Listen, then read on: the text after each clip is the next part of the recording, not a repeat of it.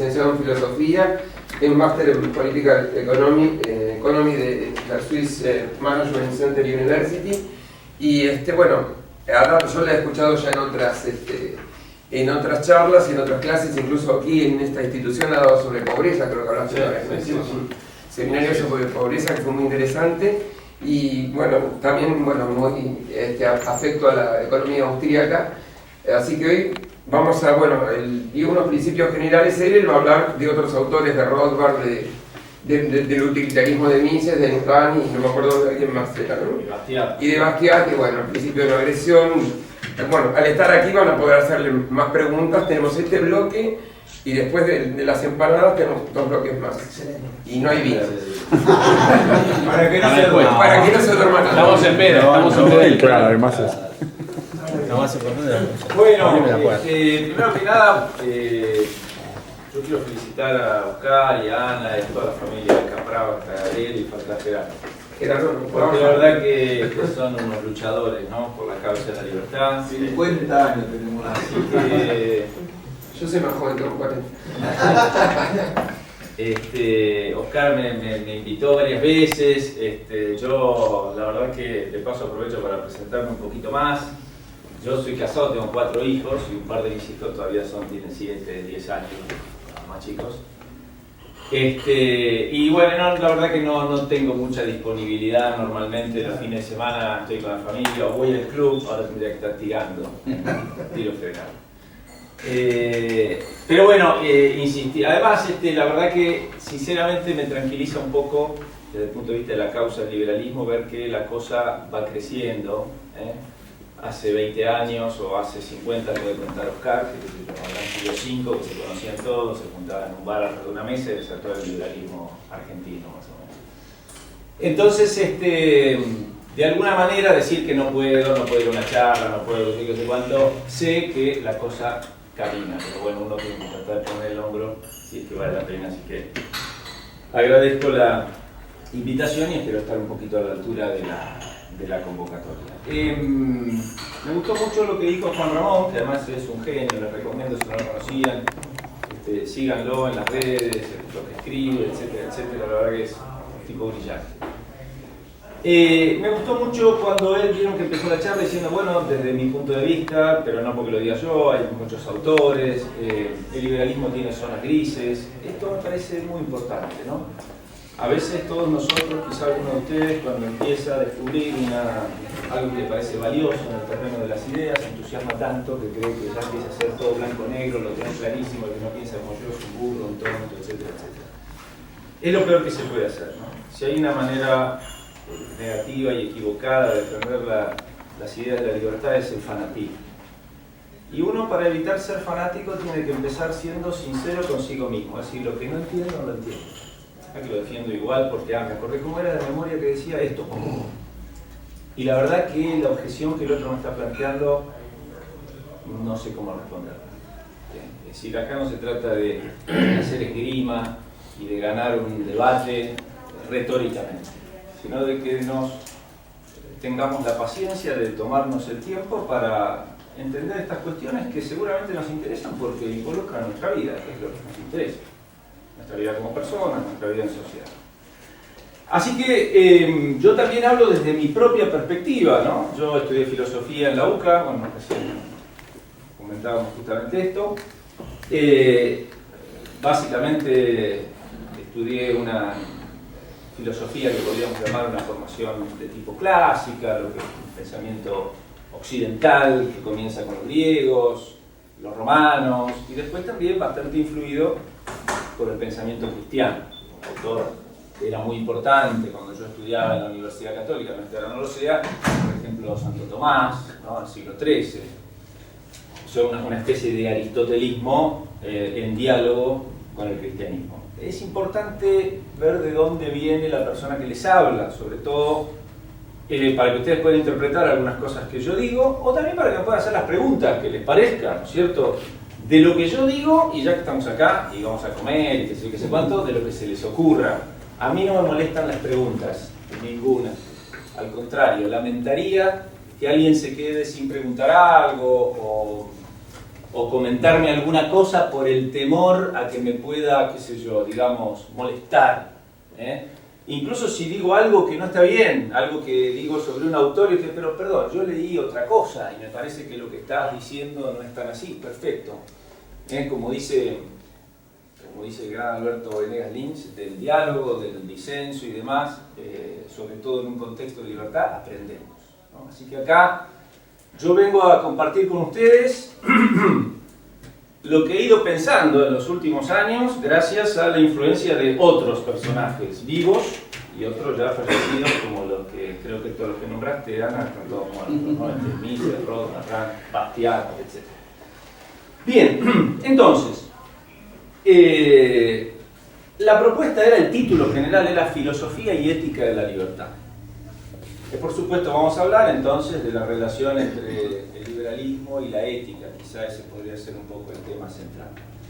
A mí siempre me gusta introducir las charlas haciendo algunas aclaraciones así terminológicas o conceptuales, y ahí aparecen tres cosas en el título: filosofía, ética y libertad. ¿Qué es eso? Bueno, cada una de esas cosas daría para un curso entero, ¿sí? No es la idea. Pero, a ver, filosofía básicamente es un tipo de pensamiento, reflexión, un intento humano por comprender la realidad. Eso ustedes van a decir, bueno, eso son las ciencias, sí. ¿Qué diferencia la filosofía de las ciencias?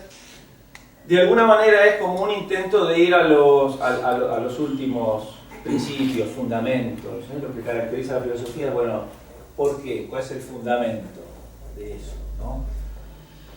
Y con respecto a la libertad, la típica pregunta filosófica, lo mismo que con respecto al ser humano, lo que fuera, es, bueno, ¿qué es? ¿De qué estamos hablando? Una tarea de la filosofía es clarificar los conceptos, las realidades a las cuales nos referimos. Entonces, bueno, parte de nuestra tarea tiene que ver con tratar de entender de qué hablamos cuando hablamos de libertad. Porque obviamente es un término que tiene sentidos diversos, ¿no? Entonces, ¿de qué estamos hablando? Y si en todo caso la libertad es algo a defender, ¿por qué? ¿Con qué fundamento? ¿Y qué es la ética? Bueno, la ética es una parte de la filosofía. Entonces, la filosofía se ha ido dividiendo como en provincias, ¿no es cierto? Siendo siempre ¿no es cierto? Una reflexión que intenta comprender la realidad. Bueno, hay una parte que se ocupa del ser humano y se llama antropología, otra que se ocupa de la realidad en general y que denominamos metafísica, otra que se ocupa del conocimiento y denominamos teoría del conocimiento, sociología, o algunos llaman epistemología, etc. Después hay filosofías regionales, como la filosofía de la ciencia, del arte, hay filosofía de la economía. ¿Qué será la filosofía de la economía? Y bueno, esto, preguntarse qué es la economía, como disciplina, como modo de saber, cuál es su método, cuál es su alcance, a dónde puede llegar, a dónde no. Estas son las preguntas filosóficas. Tenemos que hacer algo de eso con esto de la libertad. En cambio, la ética, desde este punto, ahora la filosofía viene este que... Sí, sí, se va a empezar la discusión con... No, usted ya sabe, ¿no? Yo ya no me dediqué... me faltó eso de la presentación. Yo no me dediqué a la filosofía, la verdad. Estudié filosofía, pero no como que... Ven que hice una maestría en economía, acá como recién recordó Ana, encima soy corredor inmobiliario. Pero, en fin, por eso dije que la verdad es esta, vine a compartir cosas que pienso desde hace unos cuantos años, gracias a otros, y si sirve compartirlas con ustedes en este debate, esa es un poco la idea. Entonces, la ética, en cambio, en lugar de ser una disciplina puramente teórica, me interesa saber cómo son las cosas, qué es esto, ¿no? ¿Qué hay de todo esto? ¿Qué es el hombre? Etcétera. Es una disciplina práctica que se pregunta, digamos, sobre la conducta humana, sobre el modo de obrar. El tema de la ética es sobre lo que es bueno y lo que es malo en el obrar de la persona, lo que corresponde hacer. Todos nosotros tenemos asociado la palabra ética como algo, digamos así, correcto, por decirlo así, y algo que no es ético es algo que no está bien hacer. ética, moral, ¿es lo mismo, no es lo mismo? Una cosa que hay que aprender en el terreno de la filosofía es que cualquier opinión que a ustedes se les ocurra la sostiene algún autor. Así que no hay ningún problema. Son temas complejos, con lo cual, ¿ética y moral es lo mismo? ¿Sí o no? A veces esas cosas no importan tanto, con tal de que podamos comprender el fenómeno, que de eso se trata. Es decir, bueno, ¿qué es lo que está bien y qué es lo que está mal? ¿Qué conducta es buena y qué conducta es mala? ¿Qué sistema político es ético y qué sistema político es antiético? ¿Se le puede llamar a lo que es antiético inmoral? Miren, en realidad, 2 minutos sobre esto. ¿Sí? La palabra ética es una palabrita de origen griego, una palabra ethos, que significa carácter, ¿no? Modo de ser. Está vinculada con otra palabrita que también es ethos. En griego hay como 2 E distintas. Nosotros tenemos una sola E, los griegos tienen como 2. Y la otra significa costumbre, ¿no? La costumbre vinculada con un carácter. Es como que la reflexión ética se ocupa de aquel modo de ser que uno va adquiriendo. Que los griegos, Aristóteles sobre todo, lo que nos decían es que uno, de acuerdo a cómo vive, se va haciendo. Toda la teoría aristotélica sobre las virtudes, por ejemplo, que es sobre la excelencia humana, es que uno logra esa excelencia actuando de una determinada manera. Dicho sencillamente, uno podríamos decir no es que nace bueno moralmente, se hace bueno o malo, ¿no? ¿Qué sé yo? Nadie nace ladrón o honesto, virtuoso, uno se va haciendo. Y la palabra moral es una palabra de origen latino, ¿no es cierto? Los romanos tradujeron lo de ética como moralis. Y entonces uno puede decir, bueno, qué sé yo, es lo mismo, es decir, la ética se ocupa de estos temas, de la conducta humana, de cómo uno se va haciendo, del bien del ser humano, y la moral igual. Lo cierto es que a veces, por el uso, y hay que atender al uso de las palabras, se hacen algunas distinciones. Moral por ahí le suena a ustedes a cosa más personal, y ética pareciera ser una cosa más de ciertos principios que podemos compartir, ¿no? Hay que comportarse éticamente como ciudadanos. Y moralmente, bueno, qué sé yo, la moral, ¿no? A algunos les suena una cosa más de vida privada, bueno, cada uno tiene sus principios, en fin. Acá entonces preferimos hablar de ética, pero ustedes ven que a nivel de fundamentos es lo mismo, ¿no? Bien, y finalmente la libertad. ¿De qué estamos hablando? Bueno, la palabra libertad puede tener muchos sentidos. Yo voy a referirme a 2, que es importante distinguir. Una libertad como característica del ser humano, de la conducta humana, que se llama libre arbitrio, libre albedrío. En ese sentido, el ser humano es un sujeto que tiene la capacidad de tomar decisiones. Eso es actuar libremente. Tomo decisiones y actúo de acuerdo a una voluntad deliberada.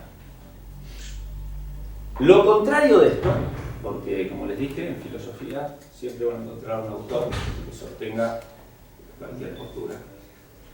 Esto no es para ser escéptico, sino para darse cuenta que los temas son complejos, ¿no? Lo contrario de esto se llama determinismo. ¿Escucharon hablar alguna vez? Es decir, no somos libres. A todos nos parece que somos libres. Ningún determinista niega que nos parece. O sea, ustedes tienen la experiencia personalísima de tomar decisiones, de ponerse a pensar de cosas chiquitas y tontas como si me compro o no me compro un chicle, hasta cosas más importantes que voy a hacer de mi vida, qué carrera estudio, etc. O a veces qué hacer con esta relación que tengo, le cuento esto, no le cuento a mi amigo, en fin. Y de ahí sale, por supuesto, también la convicción de la responsabilidad propia y ajena. Atribuimos mérito, che, muchas gracias por lo que hiciste, o culpa. Ahora lo de la restitución, esto que decía Rayo, ¿no? Me lo rompiste vos, me lo arreglás. Que no es lo mismo que me rompió el auto un árbol que se cayó. No hay manera de pedirle nada a nadie ni echarle la culpa, qué sé yo, por ahí al municipio que nos sacó el árbol que ya estaba podrido, después.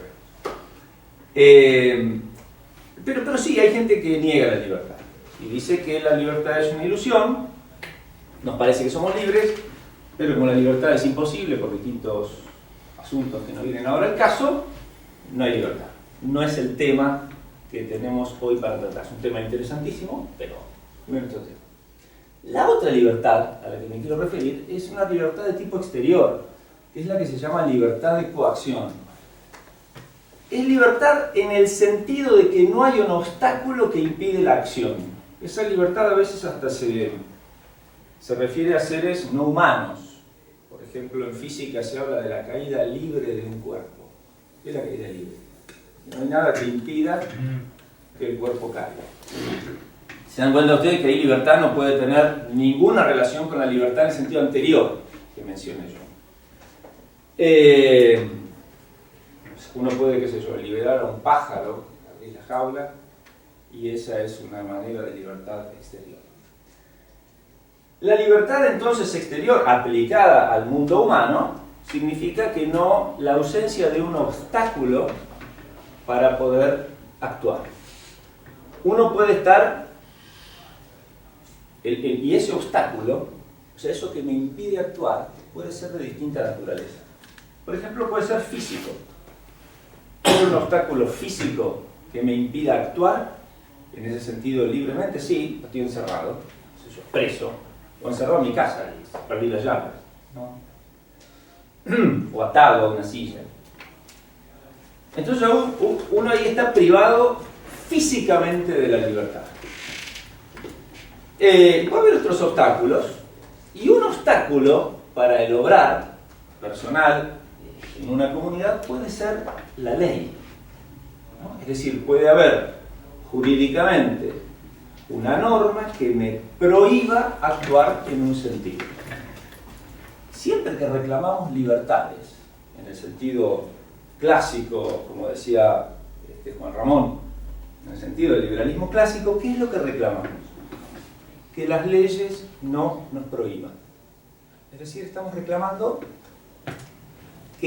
o que no pongan obstáculos o que quiten los que hay, que son siempre normas que nos impiden hacer algo.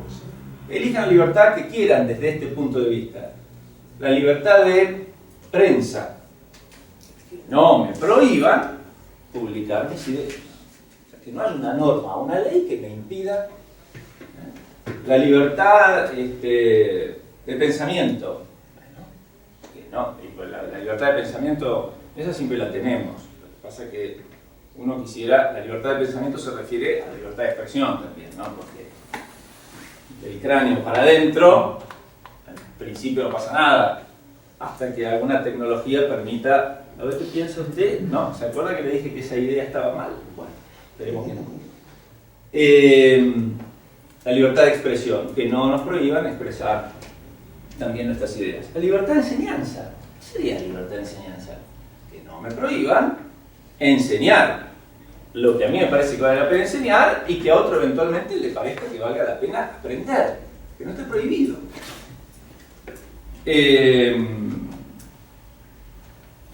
¿Y hay libertad de enseñanza, por ejemplo? Bueno, más o menos. Hay un montón de normas que establecen cómo se debe enseñar formalmente en la Argentina y se obliga a que se haga en Argentina y en otros países. Entonces, desde este punto de vista de la libertad negativa, de la libertad, digamos así, de coacción,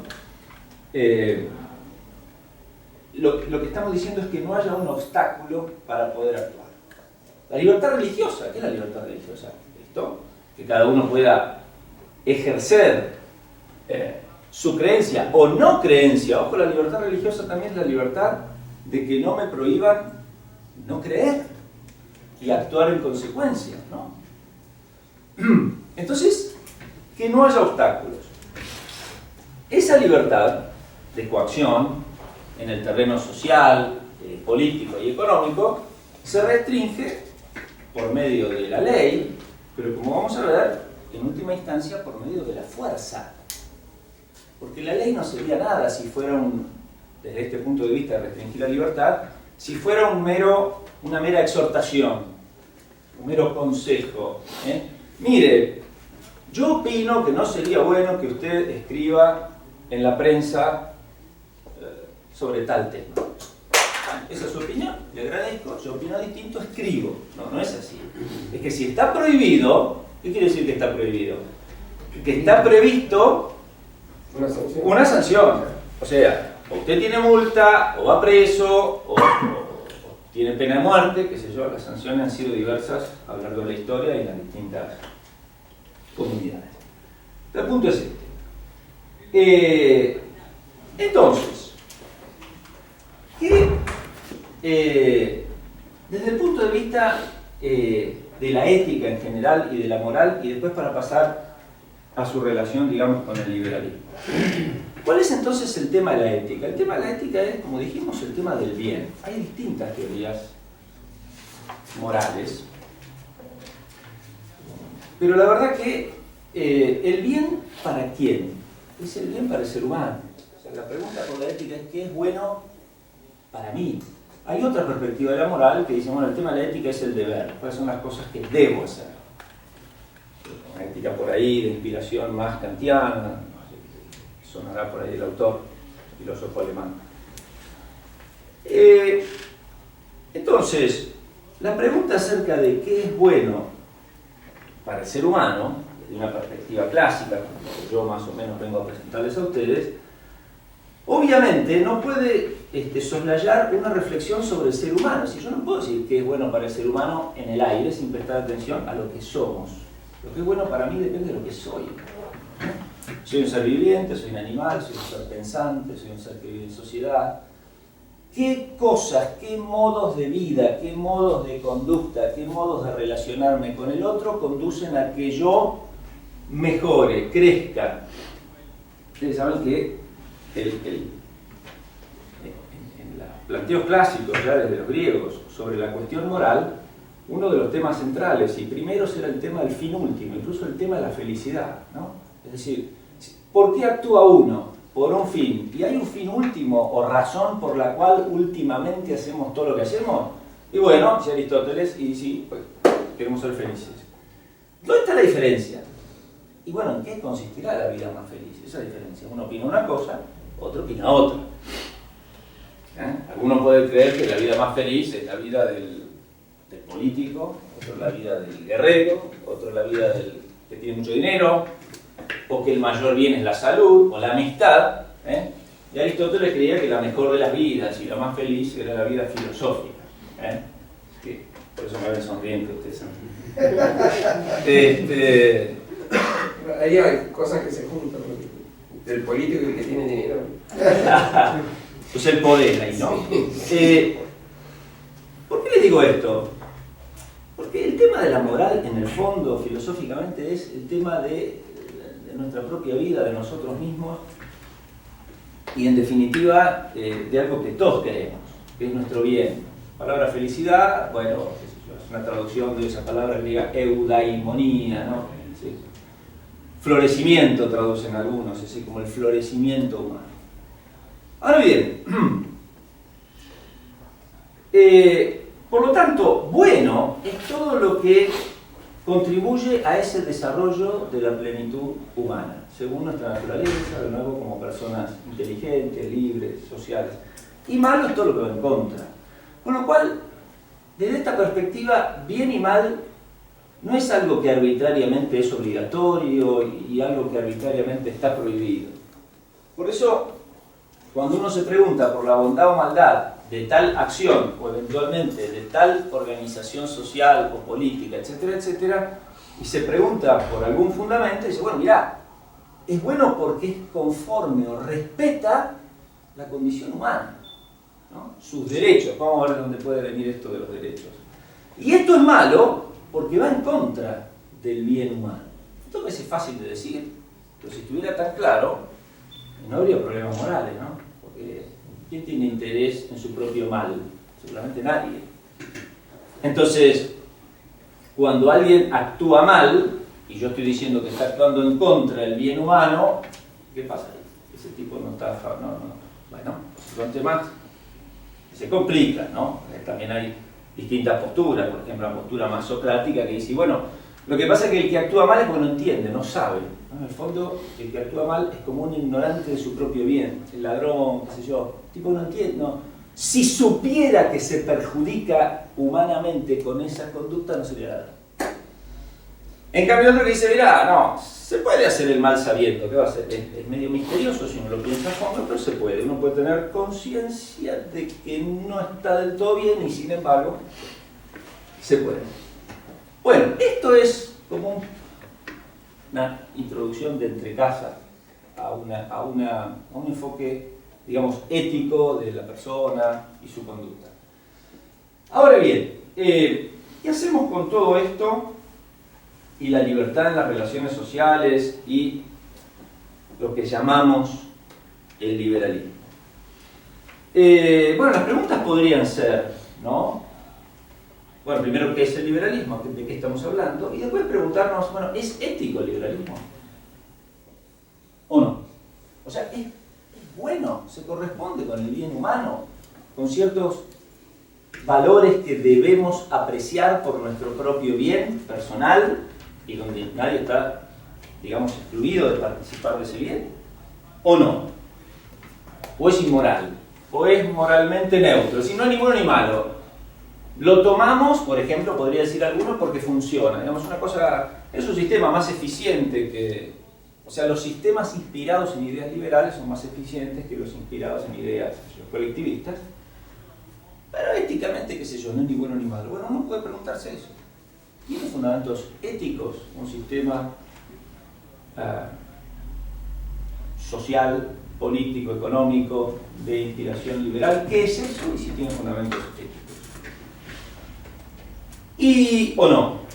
Y la otra pregunta, por eso me tomé unos minutos para decir esto de la moral en relación con el bien humano, personal y total, podríamos decir así, es si aún siendo, por ejemplo, un sistema jurídico y político y económico liberal, aún siendo ético, justo, introduzco otra categoría ahora, lo veremos, agota la moralidad.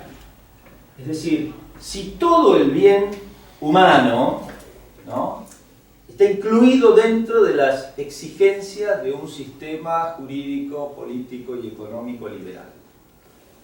O si, digamos así, la vida humana, el ser humano y el bien humano excede eso. Dicho de otra manera, aun cuando un sistema jurídicamente inspirado en el liberalismo fuera ético, todavía podría quedar un campo enorme para la realización de ideales éticos o morales que están por fuera de lo que mínimamente exige ese sistema.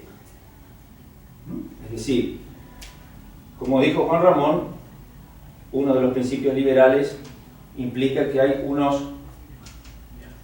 límites que se exigen en las relaciones interpersonales, ¿no?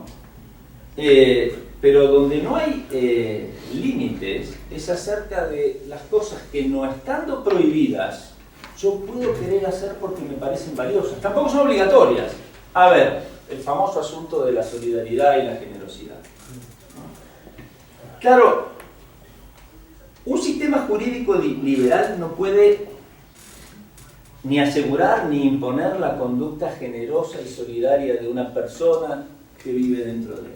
Pero eso significa que, por lo tanto, un acto de generosidad que está fuera de las exigencias de este sistema ya no es un acto moral o no es un acto bueno. No tiene nada que ver. Es más, uno podría argumentar con muy buenas razones que por encima de este sistema, que tiene su razón de ser para establecer esos límites, hay un amplísimo campo para la realización del bien moral y el desarrollo de la propia personalidad. Y podría decir al revés, que uno desde cierto punto de vista moral, y desde la opinión de alguien, qué sé yo, un ciudadano que cabe dentro del sistema jurídico liberal, por ahí, qué sé yo, como persona me parece que deja mucho que desear. ¿Puede ser? Puede ser. No significa que tenga que ir preso, ni haya que multarlo. Porque yo puedo considerar que no está realizando ciertos valores humanos que serían buenos para él y para otros. Pero ya no son cosas que podamos obligar, con las cuales la ley tenga nada que ver, etc. ¿Se dan cuenta? Es decir, claro, lo que voy a tratar de mostrar es que hay un fundamento ético para las instituciones que llamamos liberales, ¿cuáles son? Pero que eso no agota la moralidad del ser humano. Y esto puede llevar a veces a malos entendidos. Que como a mí no me satisface como ideal moral las exigencias de las instituciones liberales, creo que lo que hay que hacer es, digamos, terminar con ese sistema institucional y reemplazarlo por uno superior, que además de exigir este mínimo de justicia y respeto entre los ciudadanos, asegure otras cosas más nobles, como por ejemplo que seamos generosos, solidarios, virtuosos, etcétera, etcétera. Y ahí es donde se produce la confusión y el peligro. Es decir, no es peligroso pensar que hay cosas más valiosas que otras, no es peligroso pensar que, no sé, determinadas expresiones estéticas son más valiosas que otras, que te guste más una música que esta otra que te parece de mala calidad. El problema es que cuando vos ves que el sistema jurídico liberal no asegura que todo el mundo escuche esa música que te parece sublime y que hay un montón de gente escuchando eso que te parece una porquería, quieras arreglar eso por medio de la ley. ¿Se dan cuenta? Claro que puedo pensar que hay algo mejor que lo que otro está haciendo. La pregunta es si eso me habilita, ¿no?, a lograr ese objetivo de lo que me parece mejor, ¿no?, forzando a otros a hacer lo que pacíficamente no quieren hacer. Disculpame. Sí. Una pregunta operatoria más. ¿Te dejamos la pregunta para el final o te...? Pues sí, por ahí, si me dejan redondear dos cositas más, hablo dos palabritas, algo de Bastiat, y después sí empezamos con preguntas. No hay ningún problema, yo sigo, el que me quiere interrumpir, me interrumpa. Una cosita más. Bueno, estos, ustedes imaginarán que son temas inagotables. Yo creo, no sé si hay alguno de ustedes que está medio nuevo con estas ideas y demás, hay un autor que a mí me ha ayudado mucho desde hace muchos años, me ha parecido realmente genial, y aunque escribió hace como 170 años, murió en 1850, es este del que voy a hablar, Frédéric Bastiat. Es increíble leerlo aún hoy, algunos de sus artículos, y ver la actualidad que tiene. Además, yo creo que es uno de los tipos donde uno más puede aprender por centímetro lineal. Sí. Porque, claro, hay que agarrar la acción humana, ¿no es cierto? Sí, hay que agarrarla en algún momento, pero te lees 3, 4, 5 artículos de Bastiat y son geniales, ¿no? Así que si esta jornada sirve para que los que no conocían al autor o todavía no lo leyeron se entusiasmen y vayan a agarrar estos artículos que él escribió, yo me doy absolutamente por satisfecho. Es un tipo que murió joven, a los 49 años, una salud bastante débil, problemas respiratorios, etc. Y toda su producción, que es bastante notable, la hizo en los últimos 3, 4 años de su vida. Él se dedicó a administrar propiedades familiares y cosas por el estilo, y estudiaba, autodidacta, pero evidentemente después se reveló como un personaje genial, con un modo de utilizar muy didáctico para exponer los temas, con recursos también a la ironía, etc. Y muchas de las cosas que escribió son artículos que se publicaban en periódicos, como por ejemplo el Jornal, el Journal de los economistas y otros.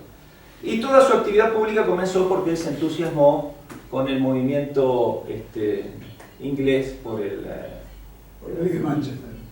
la liga esta de la libertad, ¿cómo se llama? Cobden, y la liga por el tema de la libertad, del tema de los...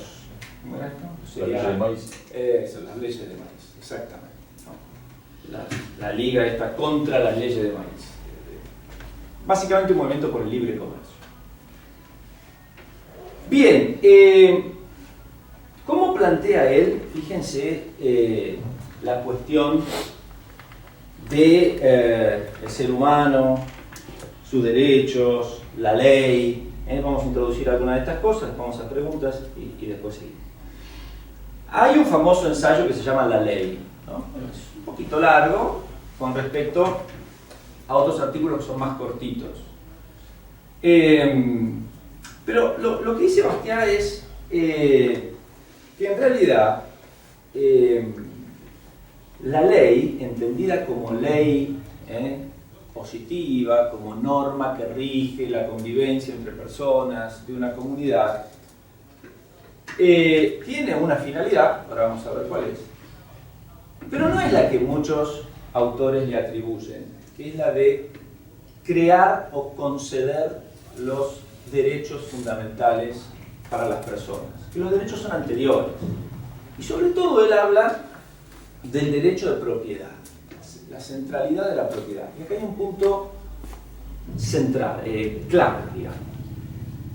Él parte de la consideración de que, siempre insiste una y otra vez en estas cosas, en que a diferencia de los socialistas, ellos, los economistas, nota a pie de página, hoy distinguir entre economista y socialista no es válido, ¿no? Pero en aquella época se ve que sí. La escuela economista, decía Bastiat, no es como la escuela socialista. Bueno, 170 años después ya no se puede, no son conjuntos separados. Él insiste mucho en que su enfoque consiste en aceptar la realidad tal cual es. El ser humano tal cual es, las cosas como son, etc. Y en cambio el socialismo, pero lo interesante es esto, se da cuenta que su sistema no funcionaría con el ser humano tal cual es. Entonces, ¿qué hay que hacer? Cambiarse. Pero, volviendo a ¿cómo es el ser humano tal cual es? Bueno, la verdad es que el ser humano tal cual es un sujeto que para vivir tiene que satisfacer determinadas necesidades, ¿no? Y la satisfacción de esas necesidades se dan por medio de ciertas facultades que el ser humano tiene, que tiene que poner en práctica, básicamente trabajar y apropiarse de cosas que le permiten subsistir. Cualquiera de nosotros está pensando mínimamente en comer, por ejemplo, ¿no? Es como que la apropiación es un fenómeno natural y si uno lo suspende, se termina la vida, ¿no? Empezando por ahí. Entonces, él sostiene que la propiedad es un hecho o un fenómeno natural o providencial, a veces se utiliza este lenguaje, porque es lo que se corresponde con la posibilidad de que el ser humano viva bien, viva con otros, progrese, etcétera, etcétera, etcétera. En ese sentido, es algo que se corresponde con la naturaleza humana. Y además es un derecho, pero que hay que definir bien. ¿En qué consiste ese derecho? Y en uno de sus artículos, interesante porque yo cuando hace muchísimos años empezaba con la lectura de estas cosas, a mí me habían explicado, yo nunca fui socialista, ni comunista, qué sé yo, pero un poco liberal, qué sé yo, una cosa en el medio. Y cuando veo que él en el artículo va a hablar del derecho romano, digo, bueno, seguramente va a hablar bien del derecho romano, y me habían explicado que el liberalismo dice sobre la propiedad que es un derecho absoluto, ¿no? Como lo definían los romanos, el ius fruendi, utendi et abutendi, es decir, el derecho de gozo, uso y disposición. Y resulta que cuando él habla del derecho de propiedad, dice, bueno, no tengo necesidad de haber estudiado derecho para saber que nuestras leyes proceden de los romanos. Y lo critica y dice, claro, estos romanos, ¿dónde está la trampita que hicieron? Que definieron el derecho de propiedad por sus efectos.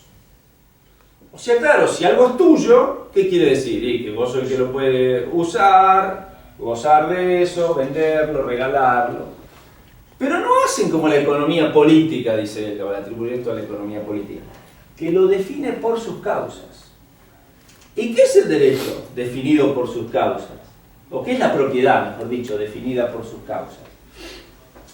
Es el derecho que todo ser humano tiene al fruto de su trabajo. ¿Y por qué los romanos, dice Bastián, no definieron el derecho de esta manera? Bueno, dice, porque tenían esclavos y vivían del pillaje. Es decir, pero qué interesante esto. ¿Qué está diciendo el hombre? El derecho de propiedad, no es que lo diga él literalmente, pero